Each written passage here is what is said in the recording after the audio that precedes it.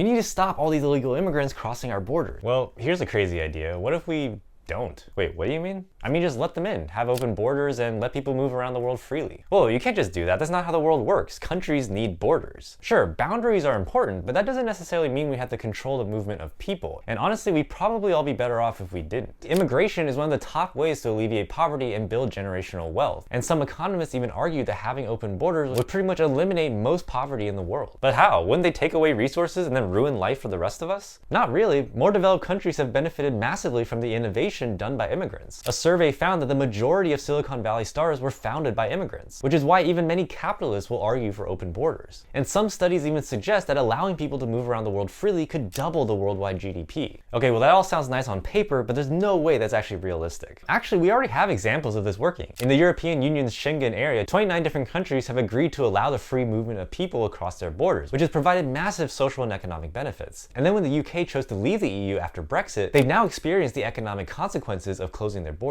So you're saying allowing people to move freely wherever they can find opportunity actually helps everyone's economy. Yes, exactly. And it's also just the morally right thing to do. Most of the border lines that exist today were drawn up by European imperialists, like in the Berlin Conference, where European leaders met to divide up Africa amongst themselves, or the Sykes-Picot Agreement, where England and France chopped up the Middle East. Hundreds of different local cultures are either separated or lumped together, or just completely left out, like the Kurds in the Middle East. At the end of the day, these borders are drawn only with European profits in mind. And during the 18 to 1900s, trillions of dollars were extracted from the global south. For example, Britain alone extracted $64 trillion from India during their rule. So that means that today, where you're born in the world has a massive effect on the resources and opportunities that you have access to. So the majority of immigrants today are moving to more developed countries to access the wealth that was taken from their homes, or fleeing war that was caused by those developed countries themselves. Right, so the heavily militarized borders that we see today, like the US-Mexico border, or even the drones that are patrolling the Mediterranean Sea, aren't really meant to keep us safe. They're meant to keep the resources that were extracted from the rest of the world safe. Now you're getting it. It's basically a form of global apartheid meant to maintain a global hierarchy. Immigrants are an easy scapegoat for the ruling class to distract from the problems that they cause themselves. At the end of the day, the only people who benefit from closing borders are the people who hold the keys to open them, and that's not us. Okay, fair enough. Where can I learn more about open borders? Yeah, you should check out the latest dispatch from the Conscious Citizens, where I lay out how we got here and the case for a borderless world in more detail. You can get access to that along with a growing directory of helpful resources by signing up at theconsciouscitizens.org. And if you want, you can help us keep all of this free by supporting our work with as little as $2 a month.